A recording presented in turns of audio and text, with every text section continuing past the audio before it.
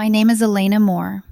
I'm 32 years old, and I didn't know my life was about to split cleanly into a before and an after until 2:07 p.m. on a Thursday, while I was sitting at my desk staring at a spreadsheet I'd already color-coded 3 times out of boredom. I work in data analytics, long contracts, quiet money, the kind of job that rewards pattern recognition and punishes emotional decision-making. I'd always thought that skill stayed at work. Apparently not. For the last 18 months, my boyfriend Ryan Caldwell, 30, had been living with me. Key detail: my apartment, my lease, my deposit, my credit score. Ryan paid part of the utilities most months, bought groceries when reminded, contributed just enough to feel involved, not enough to feel responsible. At the time, I called it balance. In hindsight, it was convenience. Ryan was charming in a way that felt accidental, creative, emotional, always between things. He worked freelance design jobs, talked about future projects the way some people talk about past achievements. I supported him. Not financially, I told myself that mattered, but structurally. I was the stable axis he orbited. And then there was Maya. Maya was his ex-girlfriend from college, the one who understood him before the world got complicated, the one whose name surfaced after his third drink, always followed by a sigh, and it was different back then. I hated that sentence. Maya had moved away years ago. New city, new life. At least that's what Ryan told me. I accepted it because accepting it was easier than questioning why someone still haunted him so vividly. Until Thursday, my phone buzzed once. I ignored it. Buzzed again. I glanced down, expecting a delivery notification. Instead, I saw Ryan's name. Ryan.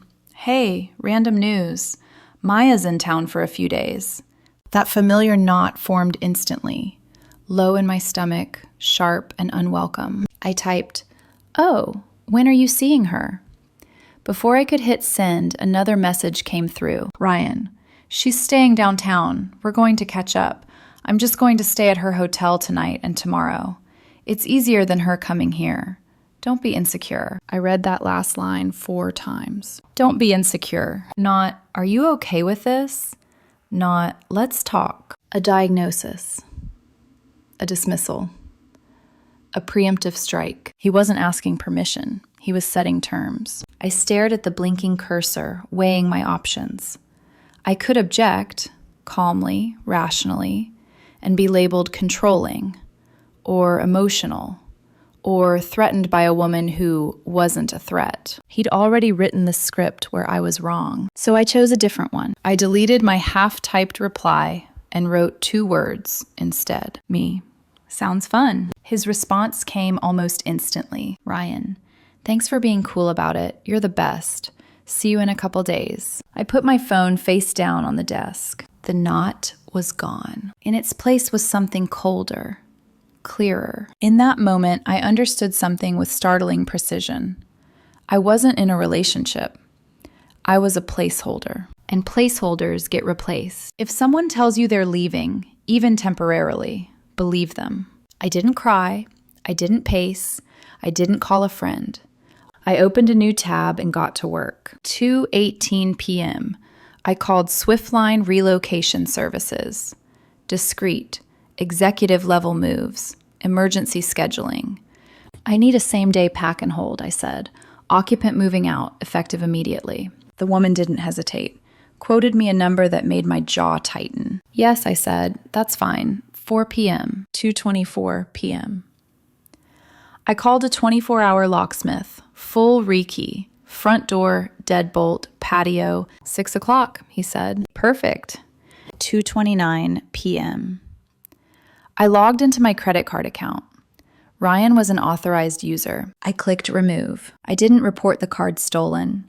I didn't freeze the account. I simply stopped paying for someone who had already moved on. At 4 p.m., 3 movers arrived. Efficient, polite, uncurious.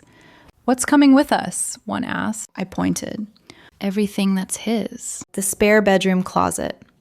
The bathroom drawer with his things spilling into mine.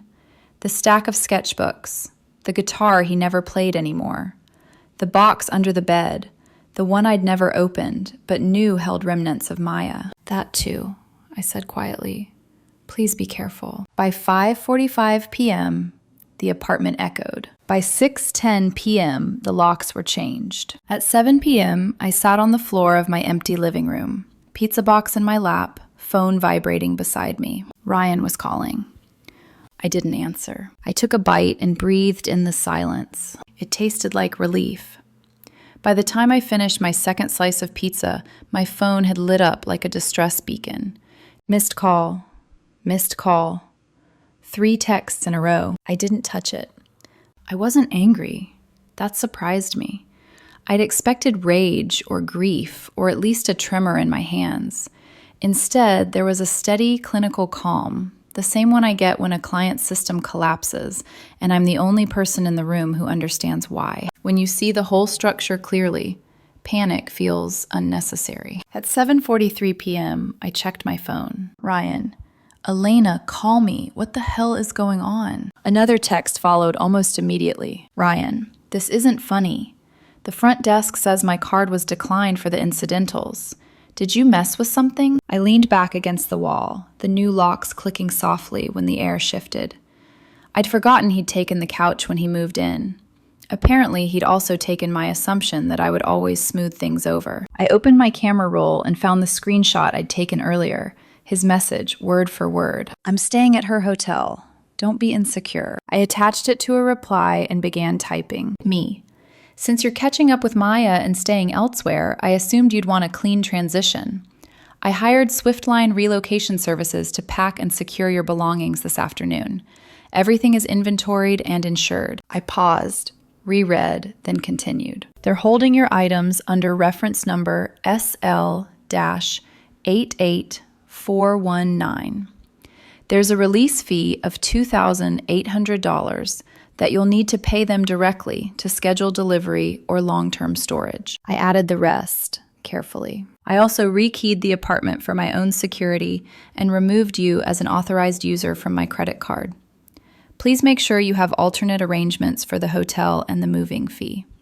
Enjoy your time. I hit send and put the phone face down again. It rang within seconds. I let it ring, then again, then a call from an unknown number, then another text. Ryan, you can't do this. My laptop is in there, my work laptop. I have a client presentation Monday morning. I stared at the message for a long moment. 18 months. Not once had he backed anything up to the cloud. That wasn't my problem. At 8:19 p.m., a new name popped up on my screen. Maya calling. I laughed. A single sharp sound that surprised me with its volume. Of course she was calling. Of course she felt entitled to insert herself into a situation she detonated without consequences. At least, she thought she had. I let it ring. I didn't check the voicemails until nearly an hour later. The first was Ryan, confused, disbelieving. Elena, this is a joke, right? This isn't funny. Call me back. The second came 10 minutes later. His voice had shifted. Elena, I talked to the moving company. They really have my stuff. They said it's $2,800. I don't have that kind of money. My laptop is in there. You need to call them and release it. This is messed up. The third voicemail was from Maya. She sounded irritated, not concerned. Hi, Elena. Look, Ryan's really upset, and it's kind of ruining the trip. His card got declined for the room deposit, and he says you canceled it? I'm happy to cover tonight, but this whole moving thing feels extreme. Maybe you two should talk. I deleted it. The fourth voicemail was Ryan again. This time, there was no confusion left, just fury. You left me stranded. You stole my property. I'm calling the police. I swear to God, I'm calling the police. I set the phone down gently. The silence returned. Somewhere downtown, he was standing in a hotel lobby, exposed in a way he'd never imagined, without my credit card, without my apartment, without the quiet assumption that I would absorb his choices. At 11:06 p.m., I went to bed on my side of the mattress, alone. The space felt larger, cooler. I slept better than I had in months. The knock came at 10:52 a.m. Saturday. 2 police officers stood in the hallway, one older, one younger. Both wore the unmistakable expression of people assigned a problem they already knew wouldn't end with an arrest. "Ms. Moore?" the older one asked. "Yes. We received a call from a Mr. Ryan Caldwell. He claims you locked him out of his residence and are holding his belongings unless he pays you $2,800. I stepped aside. "Please, come in. Watch your step. It echoes." They did, and both paused immediately. The apartment was bare. No extra shoes, no scattered chargers, no half-finished projects bleeding into every surface. "He lives here?" the younger officer asked, glancing around. "He lived here," I corrected. "He's not on the lease." I handed over the folder I'd prepared. "Lease agreement. My name only." I opened my phone and pulled up the text. "Yesterday afternoon, he informed me he was moving out to stay with his ex-girlfriend at her hotel. I accepted that decision and arranged for his belongings to be professionally packed and secured." The older officer read the message silently. His eyebrow rose when he reached the last line. "Don't be insecure." He showed it to his partner. The younger one exhaled through his nose, clearly biting back commentary. "Ma'am," the older officer said carefully, "his belongings aren't here?" "No, there was Swiftline Relocation Services. Bonded, insured. He has the reference number." "And the credit card?" "He was an authorized user on my account. When he informed me he was relocating to another woman's hotel, I removed him. I'm not financially responsible for his new living arrangements." The younger officer nodded slowly. "This is a civil matter," the older one said. "We can't force entry or compel payment. He'll need to resolve it with the moving company or pursue it in small claims court." I thanked them. As they left, the older officer paused. "For what it's worth," he said quietly, "you handled this cleanly." I closed the door behind them and leaned my forehead against it for just a second. Not in relief. In recognition, because I finally understood what I'd done. I hadn't punished him. I'd simply stopped protecting him from the consequences of his own choices. And somewhere downtown, the woman he'd gone to catch up with was learning exactly what kind of man he became when there was no one left to pay the bill. I thought the police visit would be the end of it. That was my mistake. I underestimated 2 things: Ryan's sense of entitlement and his family's capacity to weaponize it. The call came less than an hour after the officers left. Unknown number. I didn't answer. The voicemail arrived 30 seconds later. "Elena, this is Patricia Caldwell, Ryan's mother. I am on my way to your apartment right now. What you have done to my son is cruel and abusive. He is alone in a hotel lobby with no access to his belongings or his work equipment. The police were useless, but I will not be. You will open that door and return his things." I listened to the message twice, not because I needed clarity, because I needed confirmation. She believed every word he'd fed her. I didn't call back. At 1:14 p.m., the building intercom buzzed. "Elena, it's Patricia. Open the door." I pressed the button. "Hello, Patricia. I'm here to collect Ryan's things." "They aren't here," I said evenly. "They're with Swiftline Relocation Services. Reference number SL-88419. He needs to pay the release fee." There was a sharp intake of breath, followed by outrage. "I am not paying for your little power trip. This is theft." "The police were already here," I replied. "They confirmed it's a civil matter. Please leave or I'll contact building security for trespassing." Her voice rose into something shrill, unfiltered. "You're trying to ruin his life. He lost his job this morning because of you. Do you understand that? He was fired." I closed my eyes. That I hadn't expected. "I'm sorry to hear that," I said truthfully. "You're sorry?" she snapped. "You planned this. You knew he needed that laptop." "Patricia," I said, my voice firm now, "your son is 30 years old. If his entire career depended on one unsecured device with no backups, that was his responsibility, not mine." Silence. Then a sound, half gasp, half scream. "You are heartless." The line went dead. Monday morning, 9:06 a.m. My building manager, Tom, called. "Hey, Elena, got a weird one." I leaned against the kitchen counter, already bracing. "Someone claiming to be your former mother-in-law reported a severe pest infestation in your unit. She also alleged hazardous materials were improperly disposed of in the hallway. I closed my eyes slowly. "Tom," I said, "that's completely false. My ex-boyfriend moved out on Friday. His mother is upset and attempting retaliation." He sighed. "Yeah, that's what it sounded like. I logged the complaint, but don't worry. We'll do a routine check. Try to keep the drama contained." After I hung up, I stood there longer than necessary, staring at the clean counter. They weren't just angry. They were trying to destabilize me. That afternoon, the next reinforcement arrived. I was coming home with groceries when I saw her. Lydia Caldwell, Ryan's older sister. She stood by my door, arms crossed, holding a manila folder like a weapon. Lydia was the type who'd taken one legal adjacent course and decided she was an authority. Confident, loud, incorrect. "Elena," she said sharply, "you're being served." She tried to shove the folder at my chest. I sidestepped and unlocked the door. "I'm not accepting service from you," I said. "You're not a process server. Step away from my door." "It's a cease and desist and a formal demand," she snapped. "You are unlawfully converting Ryan's property. That's a felony. You have 24 hours to release his belongings and pay $5,000 in damages for emotional distress and loss of income." I turned to face her fully. I wasn't angry. I was tired. "Lydia," I said, "his property is safe. He has the reference number. He just needs to pay the moving company. This is a civil matter that he created. He didn't authorize the move. He informed me he was relocating to stay with another woman. I facilitated that." "You held his work laptop hostage," she said triumphantly, "and now he's unemployed." "That's unfortunate," I replied. Her eyes flashed. "Unfortunate? You destroyed him." "No," I said quietly. "Ryan destroyed himself. He was financially unstable, unprepared, and reckless. I was the structure holding everything upright. I stepped away." She laughed bitterly. "You think this makes you some kind of hero? He's sleeping on an air mattress at my place. He has nothing."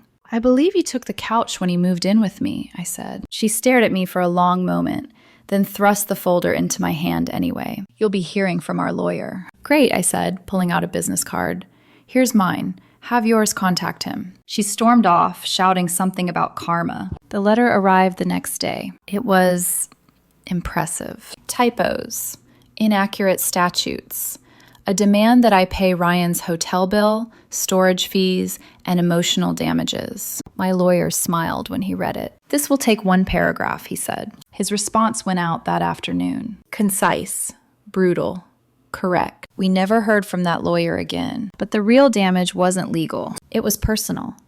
My phone rang late that night. Mark, a mutual friend. "You sitting down?" he asked. "I'm on the couch," I said. "What's up?" "So, Ryan convinced his grandmother that you stole a priceless family heirloom. He said his late grandfather's ashes were in a memory box." I sat up. "What?" "She paid the storage fee. All of it. They picked up his stuff today." I felt something shift in my chest. Not triumph. Something closer to disgust. "Mark," I said slowly, "his grandfather is alive." "I know," he replied, "but his grandmother didn't." I closed my eyes, because in that moment I understood something chillingly clear. This wasn't over. It was just mutating.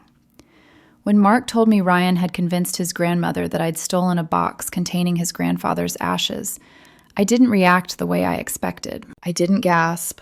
I didn't swear. I didn't even feel angry. I felt hollow. Because lying to me was one thing. Lying to his sister, predictable. Lying to his mother, practically a sport. But lying to an 80-year-old woman who still sent handwritten birthday cards and baked banana bread for neighbors, that was a different category of broken. "They went together," Mark continued. "His mom, his sister, Ryan. They drove out to the Swiftline facility with her." "So she paid?" I asked. "All of it. $2,800. She thought she was rescuing remains." I sank back into the couch. "And the box?" I asked quietly. Mark hesitated. "They got everything. Movers were professional. But you know that big art portfolio he was always bragging about? The one he said was his ticket back into the industry?" My stomach tightened. "Yes." "They wrapped the case really well. Bubble wrap, foam, but they didn't separate the individual pieces inside. It sat in a non-climate controlled warehouse for a week. I closed my eyes before he finished the sentence. When he opened it at Lydia's garage, Mark said, every charcoal drawing had smudged into the next. 20 originals, completely ruined. There was a pause on the line. He just stared at it, Mark added. Then he made this sound. I don't know how to describe it. Like something inside him finally cracked. I pictured it involuntarily. The portfolio, the ruined work. The moment realization set in that nothing had been stolen. It had simply decayed under the weight of his own lies. So, I said, my voice steady, he has his stuff. Oh, he has it, Mark confirmed. Laptop, clothes, everything. He's sleeping in Lydia's garage now. Air mattress got reassigned to storage. I let out a breath I didn't know I'd been holding. I didn't feel victorious. I felt clean. Like I'd stepped out of a room filled with smoke and finally realized how bad the air had been. The aftermath was louder than I expected. Ryan's grandmother, Evelyn Caldwell, was not the fragile, confused woman Ryan had painted her to be. She was sharp, suspicious, a matriarch who'd survived 2 wars, 1 recession, and 3 ungrateful sons. According to Mark, she asked to see the ashes the same day they retrieved the box. Ryan deflected, cried, said he wasn't ready. That bought him 24 hours. On the second day, she opened the box herself. Inside were old college photos, dried flowers, ticket stubs, and letters. Letters from Maya.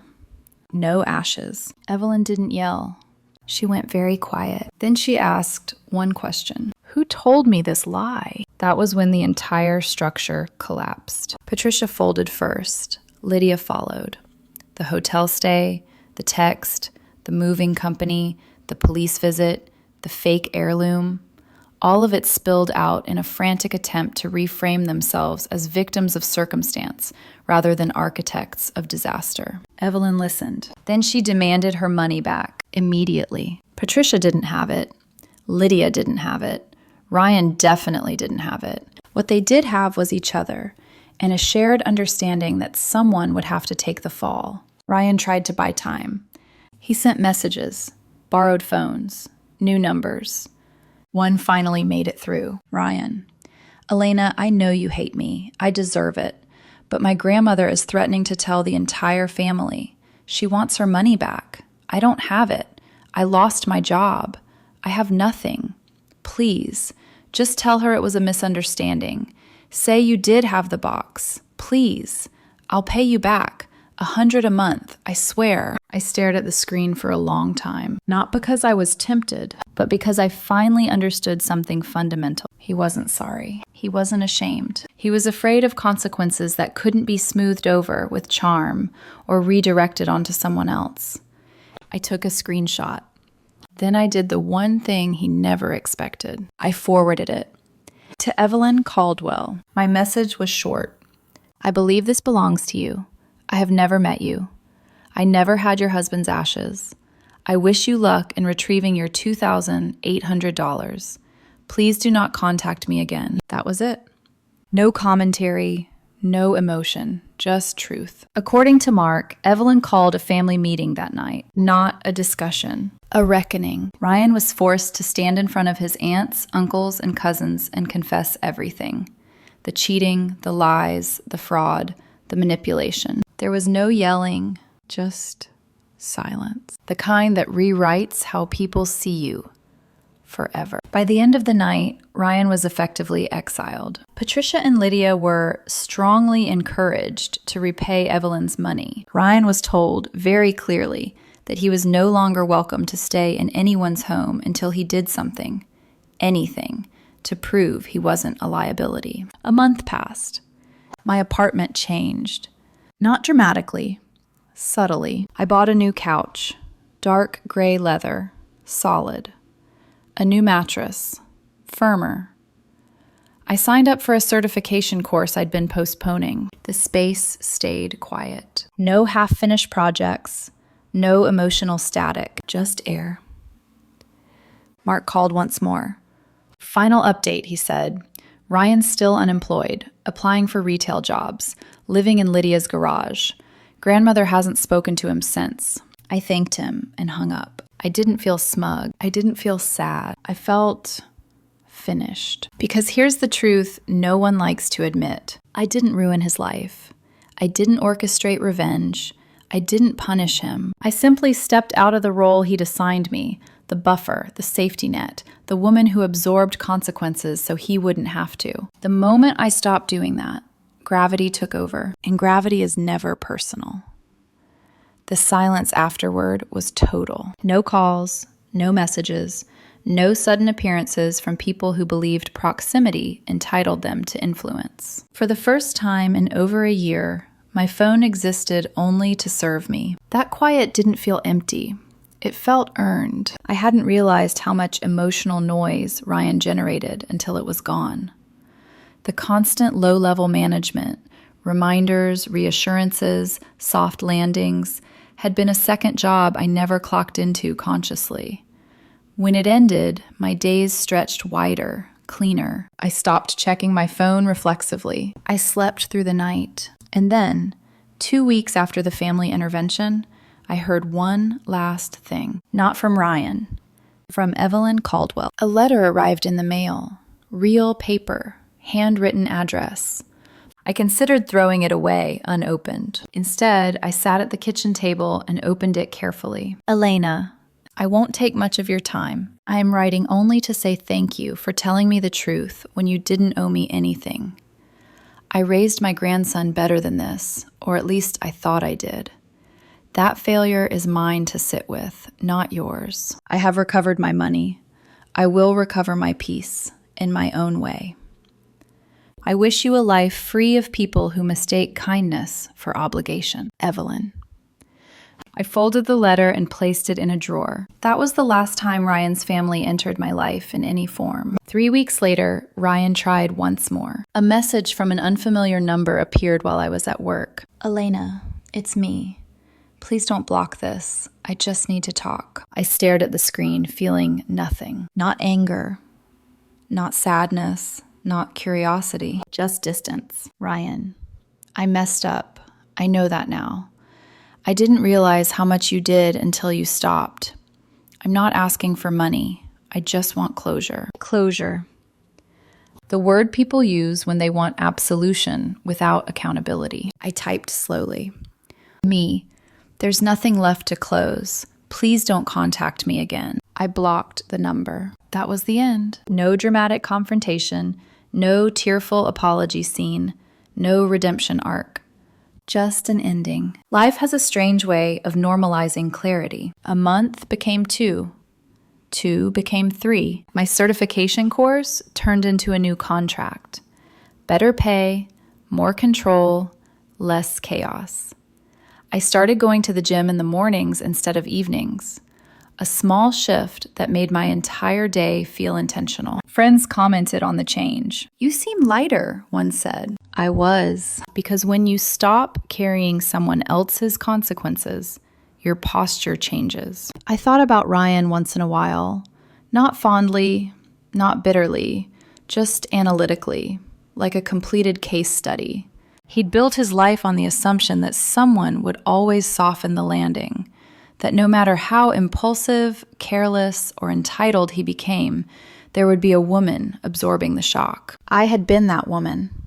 Until I wasn't. And when I stepped aside, the fall was immediate. People like to call that revenge. It isn't. Revenge requires effort, planning, intent. This required none. It was simply physics. You remove the support beam, the structure collapses under its own weight. Gravity doesn't negotiate. The last update I ever received came from Mark, months later. We were having coffee when he mentioned it casually, like a piece of irrelevant trivia. Ryan moved out of Lydia's garage, he said. Couldn't stay. Too much tension. He's renting a room now, working retail. No contact with his grandmother. I nodded. And Maya? I asked, surprised to hear my own curiosity. Mark snorted. She blocked him. Apparently, she didn't sign up for unemployed family drama Ryan. Shocking. I smiled faintly. That tracked. I didn't ask anything else, because the story had ended where it needed to. Sometimes, late at night, I think back to that moment. The text, the phrase, Don't be insecure. What he meant was, don't react, don't question, don't disrupt my comfort. What he didn't realize was that those words did something irreversible. They stripped away any illusion that my feelings mattered in the calculus of his choices. And once you see that clearly, you don't argue. You don't plead. You step aside. I never screamed. I never begged. I never demanded an explanation. I replied with 2 words. Sounds fun. And I let gravity do the rest.